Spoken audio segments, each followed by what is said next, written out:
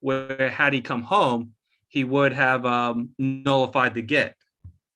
So it seems.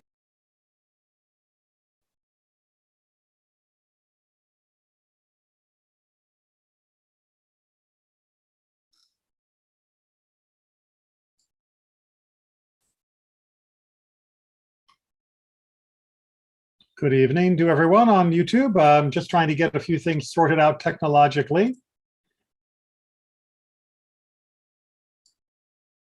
Good to see you're back. Oh, seem to have some technical troubles from one of our participants on the Zoom. So give me a minute and see if we can't get that sorted out.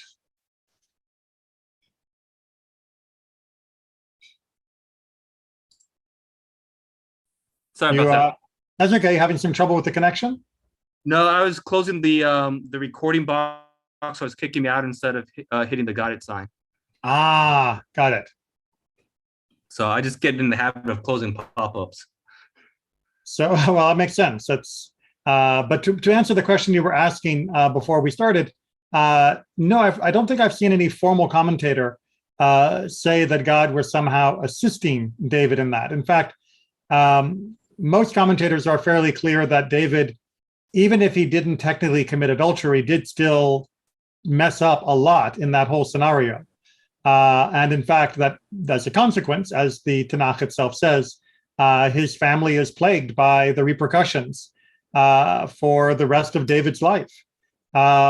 So while he may have avoided the big adultery, according to the Midrashic reading, he did not come out of this scot-free. He suffers greatly because of what he did there. Right, and that's actually the interesting part, because he clearly messes up big on multiple levels, because he commits the sin, tries to cover up the sin. Had he succeeded in covering up the sin by asking Uriah to come home, he would have sinned. Had he succeeded in having Joab essentially kill Uriah, I guess he would have been partly involved in a murder. And had Joab survived the battlefield, he would have sinned too. So it seems like he messes up huge, but all these events come in to prevent a technical sin. So I see why he'd be punished for messing up, so bad on purpose. Well, there is actually another midrash that goes quite the opposite, which says that David was bragging about how if he were ever to be tested, like the ancestors have been tested, Abraham, Isaac, and Jacob, and all of the rest, that he would certainly pass with flying colors. To which the response was, then I'll test you in a way they weren't tested. And that is what set up the serendipity of him seeing Bathsheba when he did, in a way that created his passion and all of the ramifications. So far from preventing him, he was actually led into a situation where he would have to deal with that test. And he didn't do so well. Yeah, that was actually the part I was reading. I read that part the other day again. I actually read it twice. That's why I brought it up. Right. But I noticed he messed up when he's tested. But it's kind of weird because according to the commentators after he's tested, they say he didn't sin. So he failed the test and didn't sin. And that's why I was wondering, well, did God test him and after he failed the test, intervene to make sure he didn't sin? And I guess the answer, like you said, there's no commentary on that. Not to the idea that God prevented him from sinning. God generally, doesn't prevent us from doing what our free will has chosen to do. Right. It's kind of interesting because his free will chose him to mess up so bad. It's just on a technicality he intervenes. Well, sometimes that is what happens. But let's leave that aside for right now, since this is Mishnah class rather than Parshanut. So let's dive in to Chullin. We are on chapter 2, Mishnah 7, and we're going to deal with a couple little questions of intentionality over the next couple Mishnayot. So for those of you that have studied with me before, you'll know that kavanah, intentionality, is very important for Jewish law. In the modern world, for the last few hundred years, kavanah has often taken on a connotation of your spiritual focus, which is fine. It's a very Hasidic way of looking at the word. But kavanah does not only mean that. It can also mean spiritual focus, but sometimes it merely means what were you thinking you were doing at the time, in a very nuts and bolt practical sort of way. And that's the way that we're going to be dealing with it here in 2.7. So we're going to go ahead and jump in with the Mishnah. You can read the introduction by Rabbi Kolb if you like, but personally I prefer to start with the text and then be amazed at what they're talking about. If one slaughtered for a non-Jew, that is to say, you have a Jewish person with a knife, and they are slaughtering an animal that belongs to a non-Jewish person, but they are slaughtering it according to halakha, according to Jewish law. In that case, the slaughtering is valid, meaning that the slaughter is considered to be perfectly acceptable as long as it was done correctly. The fact that the animal belongs to a non-Jew does not invalidate the slaughtering that was done by the Jewish shochet, by the Jewish slaughterer. Rabbi Eliezer declares it invalid. Rabbi Eliezer disagrees. What does he mean? Rabbi Eliezer said, even if one slaughtered a beast with the intention that a non-Jew should eat only its liver, meaning like the most insignificant of its part, the slaughtering is invalid, for thoughts of a non-Jew are usually directed towards idolatry. So Rabbi Eliezer holds that because, especially in his generation, non-Jews dwelled on idolatry, and they would be thinking about their pagan gods, their idol, that they would be thinking either thank you to their pagan god when the animal was being prepared for them, or that they would take the meat and offer it in some idolatrous ritual, that because they were thinking about it, that was their intention, their kavanah, that the slaughtering itself becomes disqualified by association, by the projection of their intent. So that is the concern that Rabbi Eliezer has. The majority, what we call the Tanakama, the first opinion, disagrees. And instead, as we can see, because the slaughterer is the Jew, we are not concerned about the intentionality of the owner of the non-Jew who has hired the Jew as the slaughterer. So that is the basic positions to start. And then Rabbi Yossi is going to argue about this, pushing back. Rabbi Yossi said, is there not a kal v'chomer argument? A reminder that a kal v'chomer argument is known as a fortiori in the Latin, or otherwise known as the from a major to a minor, or from a minor to a major, depending upon the situation. But basically, if it applies in case A, then certainly it would also apply in case B. And here's how that works. For in the case of consecrated animals, where a wrongful intention can render invalid, it is established that everything depends solely upon the intention of him who performs the service. How much more in the case of unconsecrated animals, where a wrongful intention cannot render invalid? Is it not logical that everything should depend solely upon the intention of him who slaughters? All right, so as the commentary makes sense, makes clear, and I'll go ahead and roll that up for people that want to read along as I explain it in my own words. Rabbi Yossi is arguing that we know from the halakha, from the law regarding sacrifices, that if the priest who is doing the actual slaughter, doing the actual knife pulling, intends to eat the proceeds of that slaughtering, of that slaughtered animal incorrectly, meaning after the time or out of the place where it should be eaten, then the sacrifice itself is invalid. Now, note, it is the intention of the priest doing the slaughter. It is not the intention of the person who brought the animal as their offering. So the person standing at the gate doesn't know the intention of the priest. Only the priest does. But if the priest is intending to eat it incorrectly, perhaps intending to eat it incorrectly inadvertently, they think that they can eat it in a place that they're not permitted, but it turns out they can't. And then they realize that after the slaughter has taken place, the slaughter is considered invalid because of the intention, the kavanah of the kohen, of the priest doing the slaughtering. It doesn't matter that the intention of the person who brought the offering was correct or not involved at all. So the slaughterer's intention is the only intention that matters, with something that is consecrated. All the more so, if it applies in that strict case, should we understand, says Rabbi Yossi, that in a case where we have a non-strict slaughter, just regular food slaughter, not a sacrifice, that the intentionality of the owner should be even less important.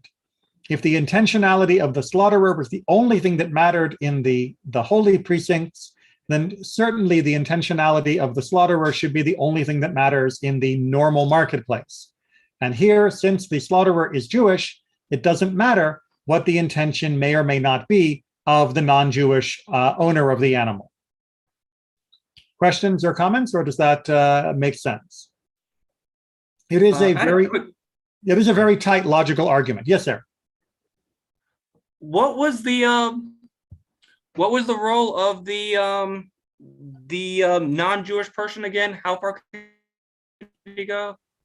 As long as he wasn't making the cut himself, it was all right if there was a non-Jewish person involved, right? I'm sorry, your mic cut out. Did you mean for the consecrated sacrifice, or do you mean for the slaughtering here? For the slaughtering here. As long as he wasn't involved in the slaughtering, a non-Jewish person could just be the owner, right? Correct. Exactly right. That's what the first opinion in our Mishnah says, and that is the ruling. Right.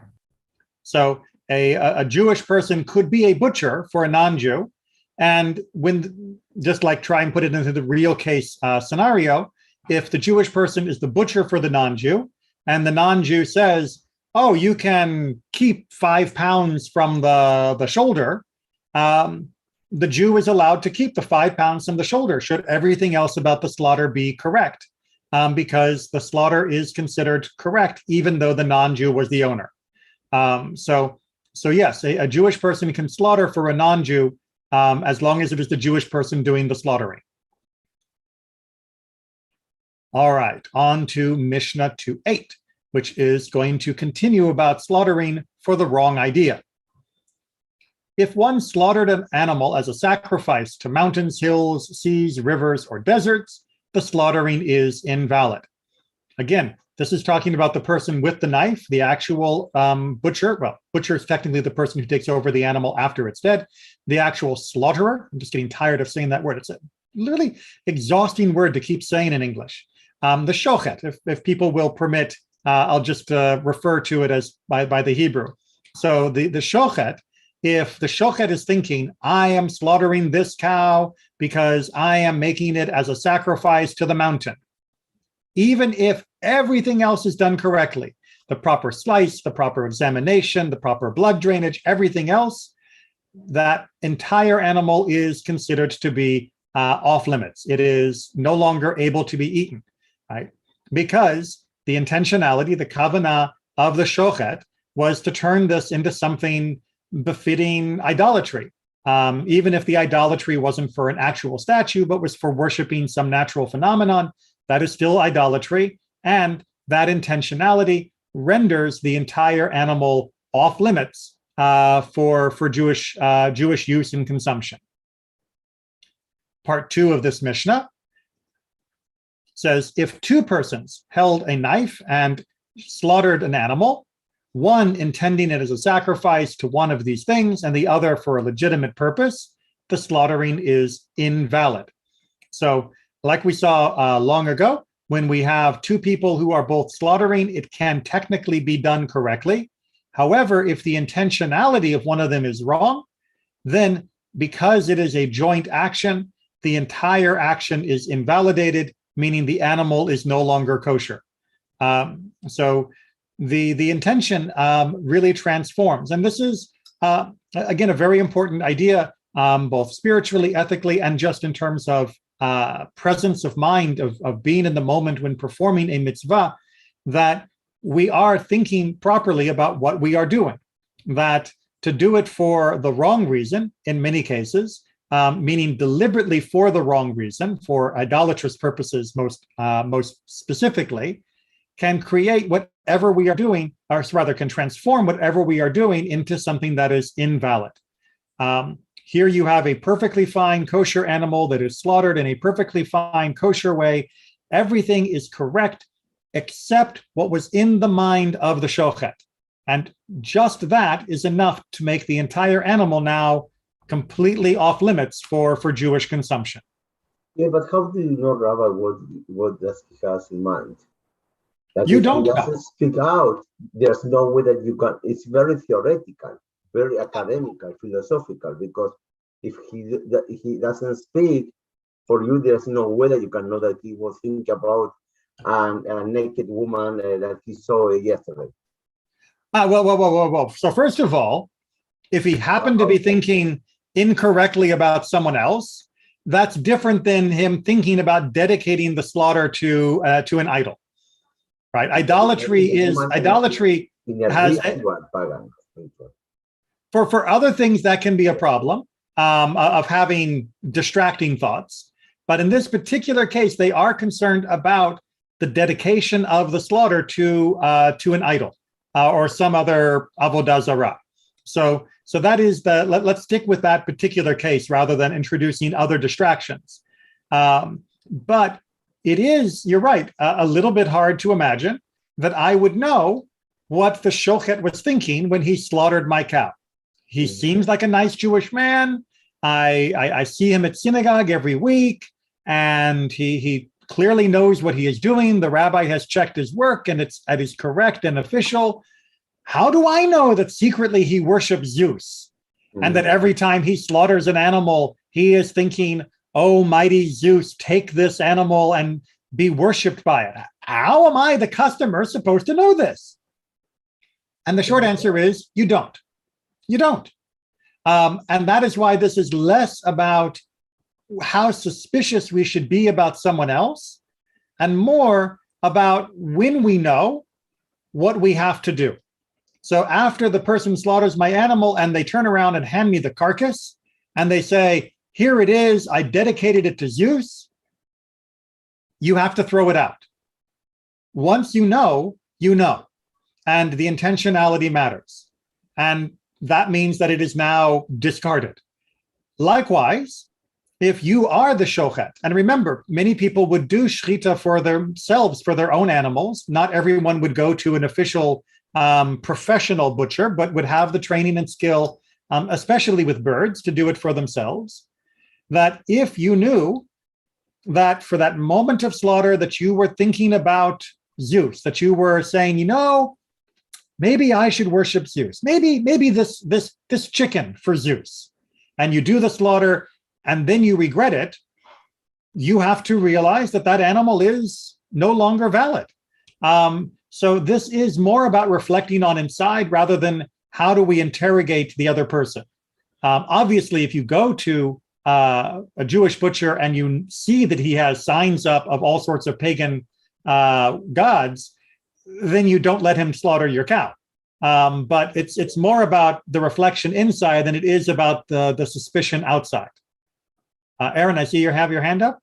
Yes, Rabbi. This goes back to what we learned in the beginning, though, right? When we say if it's slaughtered by a Jewish person, we assume it's valid and kosher until you get evidence to the contrary. So if they slaughter the cow, you assume he didn't have improper thoughts about dedicating it to Zeus or whatever until you have evidence to the contrary. Is that right? That is absolutely right. Right. We are always going to go with the idea, a chazkat kashrut, the idea that there's a presumption of kosherness of anything that a Jewish person does, unless we have evidence to the contrary. Okay. Go ahead. So yeah, so that's a general rule that would also apply in this case. Rabbi, is there anything about going? I know I asked this before, but is there anything about going with the majority? So we assume if it's butchered by a Jewish person, it's kosher, based on the assumption that the majority of Jewish people do butcher kosher butcher. But if it was reversed in a specific community, would that assumption still apply or presumption still apply?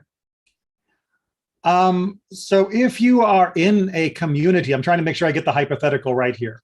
So if you are in a community, you're a Jewish traveler and you come across a little oasis of Jewish people in the middle of nowhere, and you quickly learn that all of them are Jewish, but all of them are also worshiping Zeus, or 90% of them are worshiping Zeus, then it would be invalidated by the ones that worship Zeus.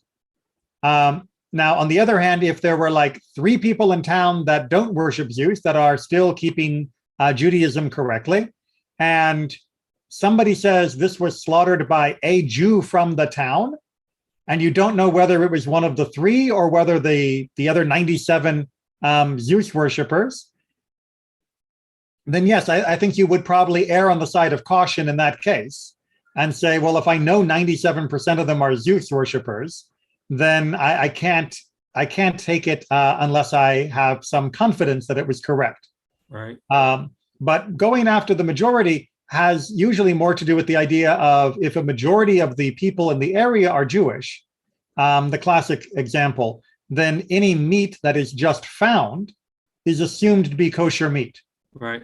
Because you assume that it belonged to a Jewish person, and if it belonged to a Jewish person, you assume that it would have been kosher.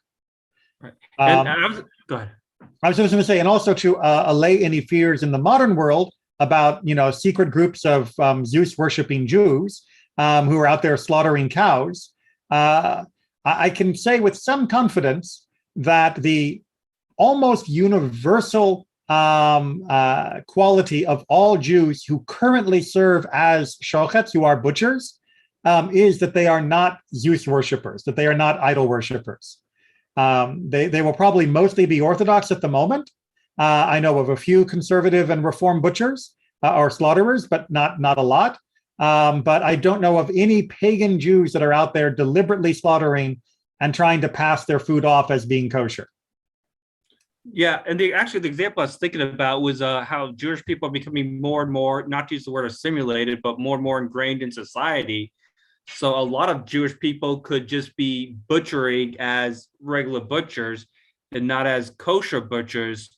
So, I mean, at that point, when the majority of butchers are no longer making sure to do slita, at some point, does the burden shift to say, well, we need proof that since the majority aren't doing slita, that we need proof that this particular butcher is doing slita? Well, I mean, again, you're suggesting that I would somehow just like come across a Jewish person who didn't tell me anything else about him other than he is a slaughterer, and then he puts a piece of meat on my plate, and I am now just going to be left with, do I eat it or not? That's very unlikely to happen. If someone says that they're a slaughterer, we're going to get into a conversation. I mean, about that's amazing. There aren't that many Jews that are shochetz. It's wonderful that where did you learn shchita from? That's going to be a topic of conversation. But if it's just dropped off, by mail order, and it just says from a secret Jewish butcher, then yeah, I'll be a little suspicious. But that's pretty unlikely. Yeah, and that's actually the question, would be the cross-examination to show, or the questioning would be evidence that they are doing it right? Well, I mean, again, it wouldn't have to be a cross-examination. I mean, just be, you would know very, very quickly if you say, wow, where did you learn shchita? And they say, what's shchita? Then that's not cross-examination. That's just basic information. But I'm not going to begin going into all of the details of Chullin with someone over the dinner table. If they tell me they learned shchita from, someone in Israel or New Jersey or Iowa, then, I'm going to trust that if they are Jewish and they know that I'm Jewish and keep kosher, that they are not deliberately trying to mislead me. All right. And if they are, that's on them, not on me. God will forgive me for trusting someone if I had no reason to doubt them. Right. God may not forgive me for mistrusting people if I have no reason to mistrust them, which is a whole nother moral conversation. All right, so Mishnah 2:9, we are continuing this issue of making sure that our slaughter does not look like an idolater's slaughter, that our shlita is not like their shlita. And in particular, this one is talking about blood, about how we... what we do with the blood flow from the neck at the time of slaughter. So the Mishnah begins, one may not slaughter so that the blood runs into the sea or into rivers or into vessels. Right? So all of these are not allowed to be done. When you slaughter the animal, you cannot do it so that you are over the ocean or over a river or over a container to catch the blood.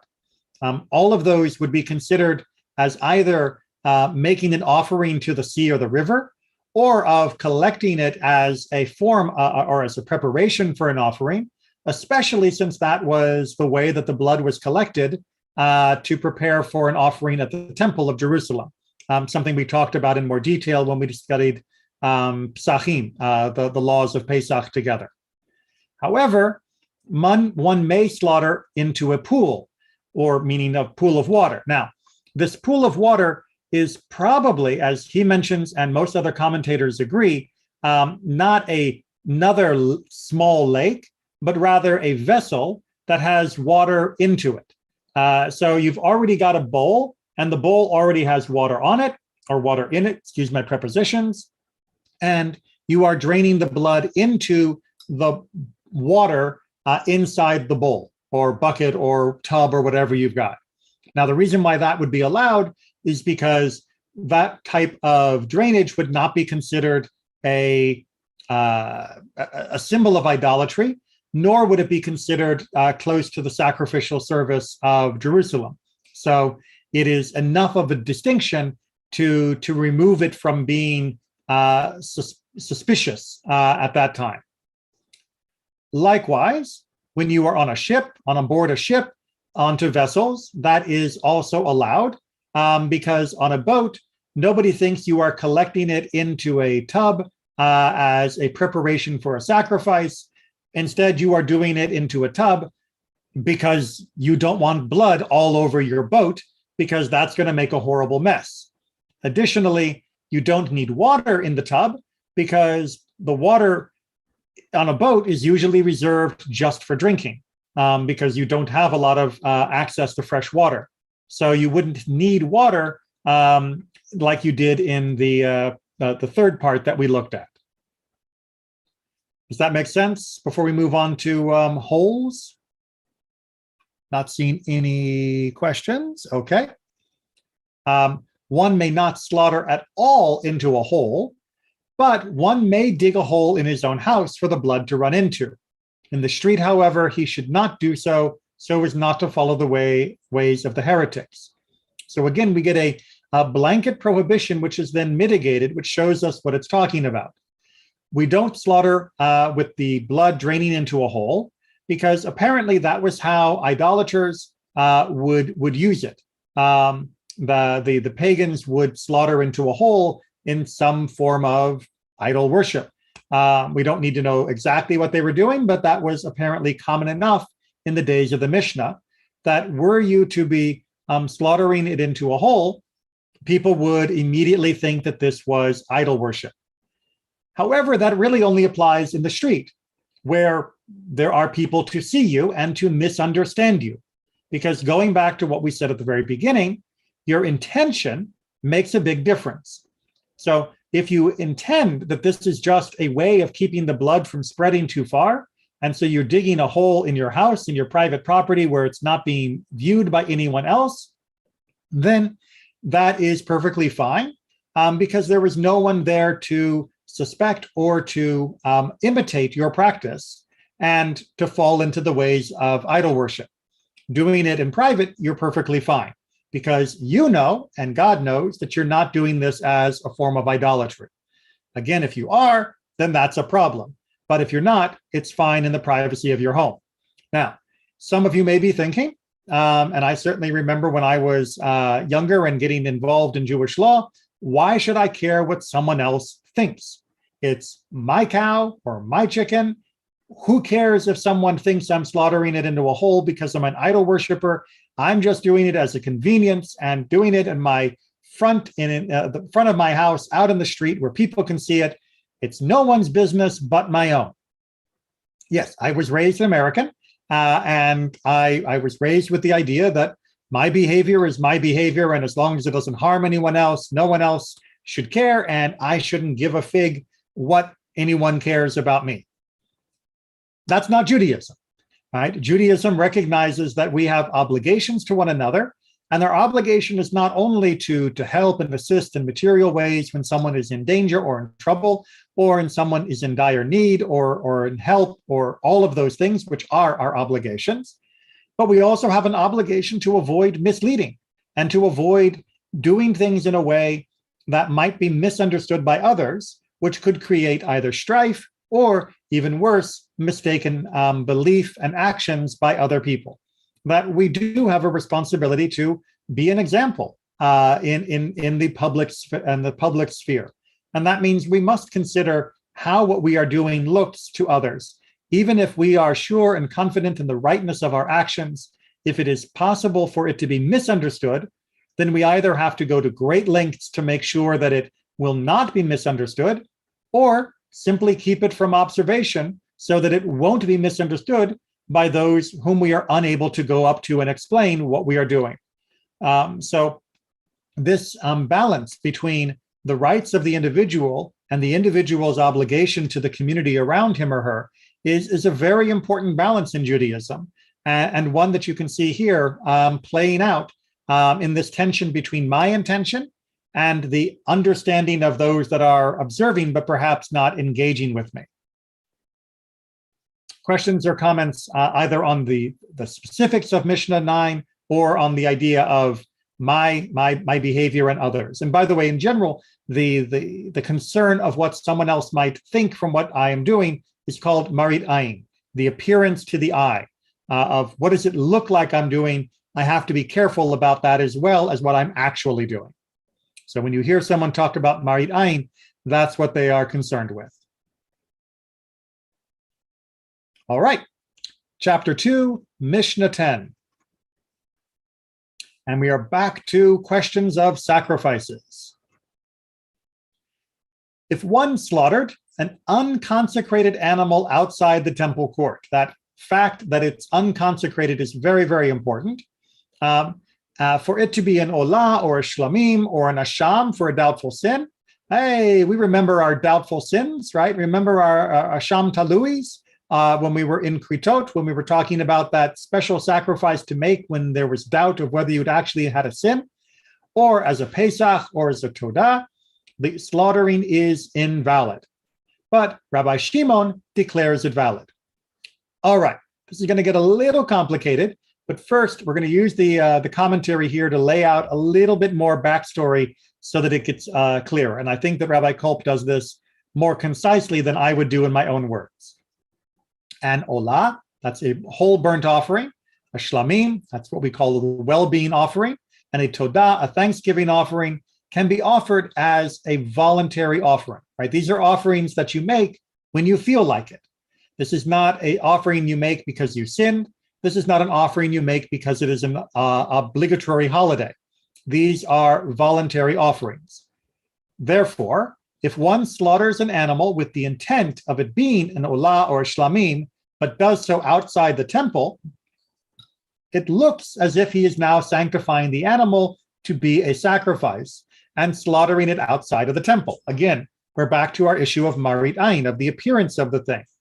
I'm giving the appearance of doing this as a sacrifice that makes it look like I am also sanctifying the animal, which would be a problem.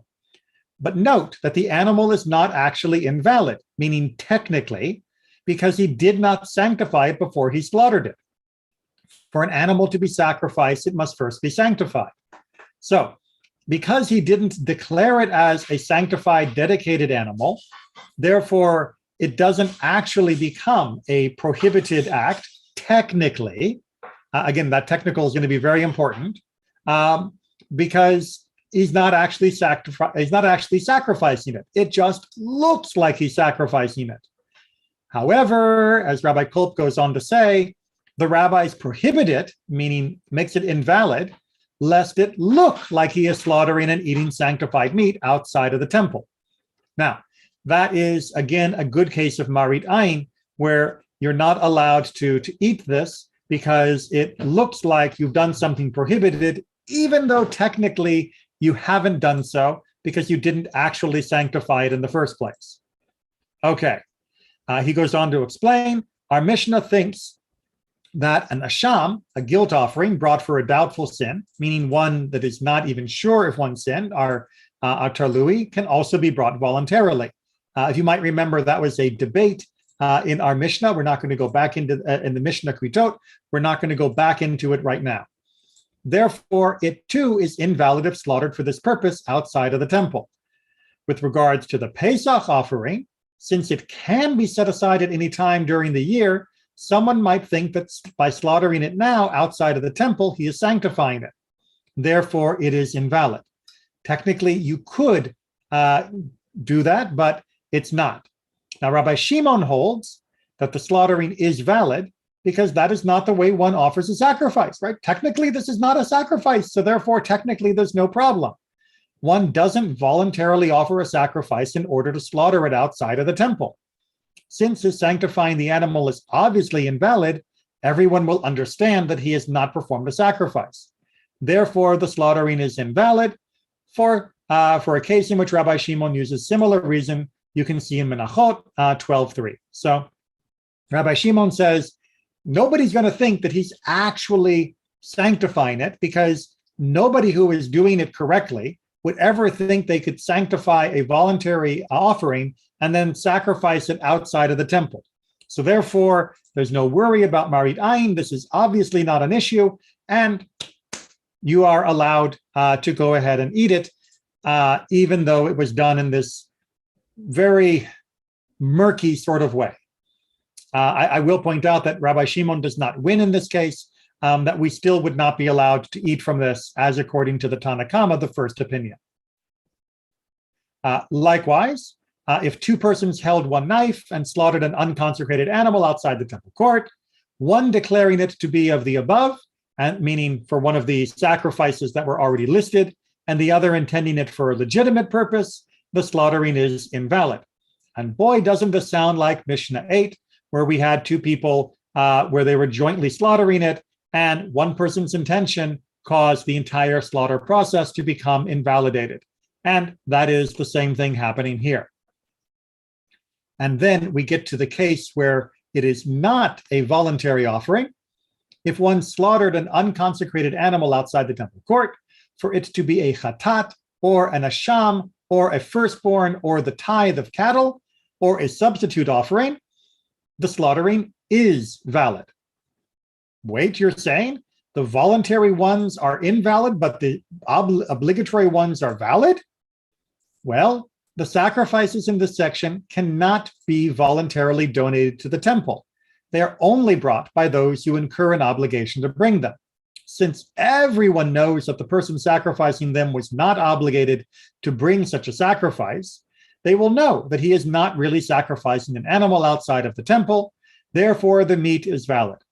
We will learn more about what exactly a substitute sacrifice is when we get to the tractate of Truma. So we're not going to go into that here. And, may God help us to eventually get to the point of Truma where we can study that in more detail. Yes, Aaron. When it talks about everybody knowing, they're saying there's presumptions, right? Right. So, the presumption here is that people are, first of all, aware that he is saying some sort of mumbo jumbo about this having been a chatat or a sham. And everybody knows, first of all, that it couldn't be a chatat or a sham in reality because it's not being offered at the temple. And secondly, because everybody knows that really these absolutely need to be done at the temple, there's no way he could have dedicated this, and he didn't need to bring it. And therefore, it can't actually be one of those animals. One of those sacrifices. Therefore, the slaughtering is valid. Even though he muddied the waters by calling it something it wasn't, because it couldn't have been one of those things. Therefore, people are not, we're not concerned about Marit Ayin, about the appearance of the thing. Everyone will know it wasn't consecrated. It was just him saying the wrong thing about it. All right, and let's get a general rule about this. This is the general rule. If one slaughtered an animal, declaring it to be a sacrifice which can be brought either as a voluntary or a free will offering, it is invalid, meaning because it could be misunderstood. But if he declares it to be a sacrifice which cannot be brought either as a votive or free will offering, meaning voluntary or free will offering, then it is valid. And that was the explanation up above. All right. Now it is time to get back to the nitty-gritty anatomy of the sacrifice. So we have been talking off and on about a concept that we refer to as treifa. As I've mentioned before, but I will say again, because this is really easy to get confused, there is a general usage in modern English and modern Jewish speak, a blending of Hebrew terms and English, to use the word treif to mean generically not kosher. That is perfectly fine in casual conversation. If someone says that pork is treif, I'm not going to correct them. Technically, however, and since we're dealing with the Mishnah, we have to deal with technicalities. Technically, pork isn't treif. Pork is tameh. It is impure. It is forbidden for us to eat. Treif has a technical definition. Like we've mentioned in general passing and discussed, treif has to do with an animal that has suffered a wound that would be considered life-threatening / life-ending, but they have not died of it at the time of the slaughter. If they die of it, then that means they are nivela, an animal that died from a cause other than actual slaughter. However, if they are dying from it, but they are slaughtered at that time before they die from the injury, wound, or condition, then that is considered treif. Okay, I just want to make sure that distinction is clear, right? An animal that dies from any of the things that we are now going to list would be nevela. That would just be a carcass, if you will. An animal that dies from proper shchita, proper slaughter, but was known or is found to have been suffering from one of these conditions is considered treifa, is considered to be unacceptable, even though the slaughter itself was done correctly. And an animal that isn't actually kosher to begin with is just tameh. It's just impure and off limits altogether, regardless of how you slaughter it. Right? There's no way to kill a pig that will make the pig kosher. Okay, so with that in mind, picture, if you will, an animal. Well, different animals, not one animal with all of these conditions, that is suffering from one of these conditions, that is either known about before the slaughter begins or is discovered after the slaughtering has taken place. In either case, the slaughter was done correctly, but the examination reveals one of the following. In all cases, if one of the following is found, then that animal is no longer considered kosher. It is considered the technical definition of treifa. If the esophagus was pierced, if the windpipe is severed, again, severed here does not mean properly slaughtered. Severed here means that it was gashed in a way that was improper. If the membrane of the brain was pierced, if the heart was pierced as far as its cavity, meaning actually penetrating into the atrium or of either side. Atrium or ventrium? Which one's the larger one? I think ventrium is the larger one, right? Anatomy class, right?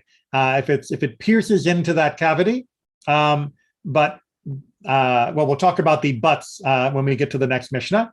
If the spine was broken and the cord severed, if the liver was gone and none of it remained, if the lung was pierced, or if part of it was missing, Rabbi Shimon says, only if it was pierced as far as much as the main bronchi, meaning the main branching of the lung into the different paths for each lung. If the stomach, if the gallbladder was pierced, if the intestine was pierced, if the innermost stomach was pierced, if the greater part of the outer stomach was pierced. Rabbi Judah says in a large animal, if it was torn to the extent of a handbreadth, and in a small animal, the greater part, meaning the majority of its size. If, if the omasum, which, yes, this is a word I only know because I study Mishnah, which is the third stomach was pierced, or if the second stomach was pierced on the outside, if the animal fell from the roof, if most of its ribs were fractured, or if it was mauled by a wolf. Rabbi Yehuda says, small animals are treifa if mauled by a wolf, large animals if mauled by a lion, meaning they need to be injured by a larger beast in order for them to be considered mortally wounded. Small fowl if mauled by a hawk, large fowl if mauled by a falcon. Again, that a small bird, like say a dove, that's been injured by a hawk would be considered treifa from the attack, but a larger bird, like say a modern turkey, would need to be attacked by a larger bird. And obviously anything larger than either of those, such as a wolf or a lion, would also render it treifa as well. These are minimum rules, not maximum. This is the rule. If an animal with a similar defect could not continue to live, it is treifa.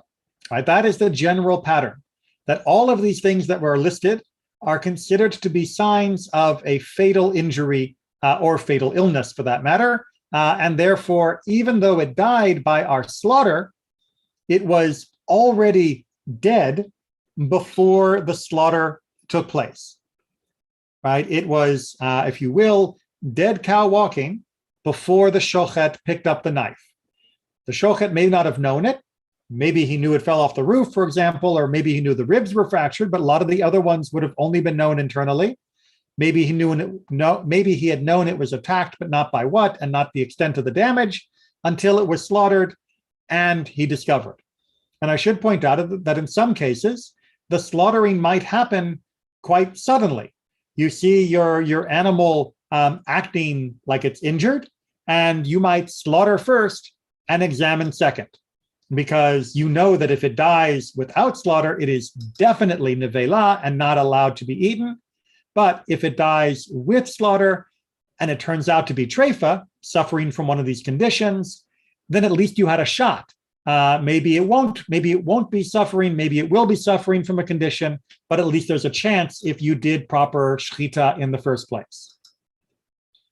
All right, so as Rabbi Kolp points out, the exegesis of why we know that treifa means that it was suffering but not dying immediately from is because of the apparent redundancy of telling us that something that was torn apart by animals can't be eaten, when we already know that something that was killed by an animal can't be eaten, because that would be nevela. So we get this distinction here to understand treifa to mean torn but still alive, damaged but not dead from the damage, but perhaps dying from the damage. All right, are those distinctions clear? And unless you plan to become a shochet or a vet, we don't need to go through each of the different injuries that were listed, but just hopefully you understand by the general description what was intended. Mishnah 3.2 is going to give us the alternatives, the but category. And the following defects do not render cattle treifa. And again, we are talking about four-legged animals here. If the windpipe was pierced or cracked lengthwise, and to what extent may it be deficient? There can be some injury in the windpipe. Rabbi Shimon ben Gamliel said up to an Italian isar, which is apparently a quite small coin, which might be around the diameter of the windpipe itself. If the skull was cracked, but the membrane of the brain was not pierced, so there was a crack in the bone, but not the actual covering of the brain, the fleshy bit inside. If the heart was pierced, but not as far as its cavity, so there is a gash that is in the heart, but it doesn't penetrate into the chamber. If the spine was broken, but the spinal cord inside was not severed. If the liver was removed, but an olive size of it remained. if the omasum, or the third stomach, was pierced at their juncture, but not themselves, if the spleen was removed, or the kidneys, or the lower jawbone of the womb, if the lung was shrunken up by an act of heaven, meaning we don't know why the lung is like that. It wasn't injured, it wasn't sick, it just is. If an animal was stripped of its hide, Rabbi Meir declares it valid, but the rabbis declare it invalid. So again, we're seeing a list in this case mostly of opposites from our first Mishnah, but a few new cases where the animal is not considered treif just because it is suffering from one of these situations. All right. Mishnah 3, we turn to the birds. And again, I'm not expecting a lot of comments or questions on these. They are a list, which again, unless you're a biologist or a zoologist or a butcher, is probably not going to mean a whole lot for us. But again, suffice it to say, we're arguing about what would be definitively mortal, even if it hadn't died yet, and what would possibly be livable in at least a short term. The following defects render birds treifa: if the esophagus was pierced, if the windpipe was severed, if a weasel stuck the bird on the head in such a place as would render it treifa, meaning an injury to its head, if the gizzard was pierced, if the intestines were pierced, if it fell into the fire and its innards were scorched, meaning the inner part of the animal. If they turn green, it is invalid, but if they remain red, it is valid. If one trod upon it or knocked it against a wall, or if an animal trampled upon it and it still jerks its limbs and it remained alive after this for 24 hours and it was thereafter slaughtered, it is valid. So even if it had quite a serious injury, if it lives at least for a day, then it isn't considered to be immediately fatal, and you can slaughter it without worrying that it might have proved fatal over a longer period of time. So there is that slight time delay to see, what happened to my dove. That the horse, smacked it with the hoof and it hit the wall. Well, it's still showing signs of life. It's still alive. It goes for a day. Okay, I can slaughter it and I can eat it. I don't need to consider it treifa. Questions or comments? Fairly clear? Just roll through the additional commentary if you'd like to see more of what Rabbi Kolb has to say on this. All right, and let's deal with the opposite. So Mishnah 3:4, what defects do not make the bird treifa, meaning that they are not considered to be imminently fatal. And the following defects do not render birds treifa: if the windpipe was pierced or cracked lengthwise, meaning up and down rather than side to side. And again, this is similar to what we saw for the cows and sheep. If a weasel struck it on the head in such a place as would not render it in treifa. If the crop was pierced, Rabbi says even if it was gone. Now, the crop is, Rabbi Kolb's commentary is quite fun about looking this up in what a crop is. Right? The crop is a pouch down near the throat that was part of the digestion tract. It would often be where food would hang out. In some animals, there would be grit that would help grind it because birds don't have teeth, and it was sort of a temporary storage. And not every bird has a crop, as he points out. So if it was pierced, or even if it was gone, says Rabbi Yehuda Hanassi, he holds leniently that it wasn't considered treifa. If the innards protruded from the body, but were not pierced, meaning somehow part of the inside of the animal was poking out, but it hadn't been ruptured, the actual part poking out, then it would not be considered treifa. And if the wings were broken, or its legs, or if the wings' feathers were plucked, Rabbi Yehuda Hanassi says if its down was gone, it is invalid, meaning that a little bit of breakage or plucking would not render it invalid off the bat. But if the lower level of down was already removed before the slaughter took place, then that would be considered a treifa status for the animal. All right, and I think we'll leave it there. We've got 3.5 and a few more that are going to be talking more about these different conditions, but we'll run through them next week.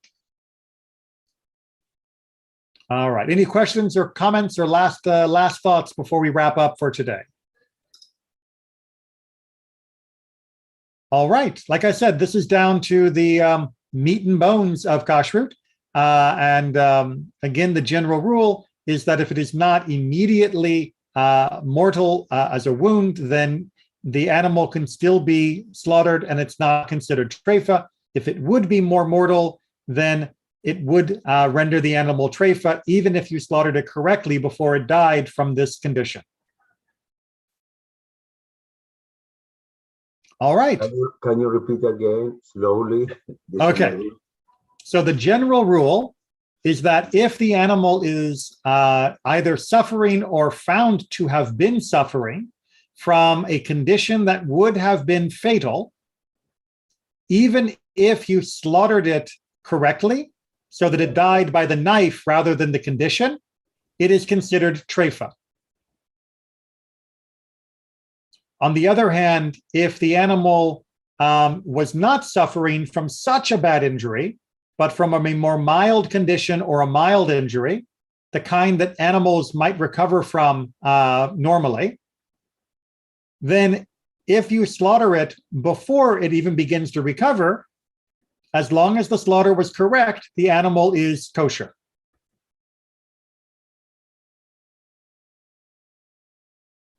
So once again, there are like 3 different categories. You have an animal that dies from its wound or condition.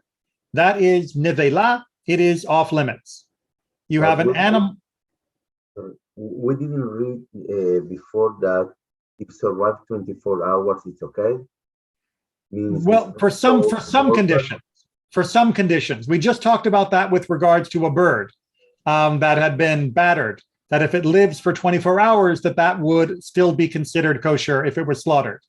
But some conditions are a 24-hour window. Some, it doesn't matter how long it's living. If it's suffering from that, it will die. And that means even with a proper slaughter, it is considered treifa. And it's important to remember that many times you wouldn't know the animal was suffering from some of these conditions until after you killed it and you opened it up.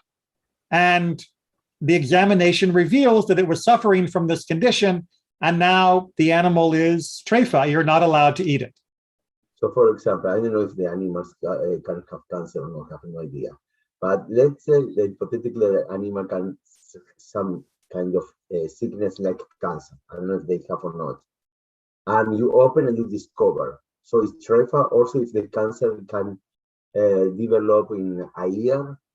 Right. So there are more rules than what we've just covered for treifa that deal with diseases, with other types of signs within the animal that would be considered a treifa situation or not. But we're not going to get into all of them. But yes, there are certain diseases, like certain tumors and things that might invalidate the animal that were invisible to the outside.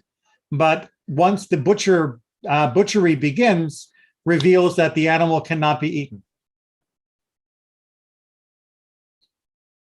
So, like I said, 3 categories: something that dies from the wound, that's nevela; something that would have died from the wound, even though you slaughtered it, it's still treifa; and something that was injured but not mortally, not of life-threatening wound, and you slaughter it correctly, that is considered kosher. Okay. All right. And we will continue on this vein, pardon the expression, next week. Thank you, Rabbi. Take care, everyone, and be well. And hopefully next week I will come back to routine. Yes. Personal routine. Routine can be very helpful sometimes. Tell me about that.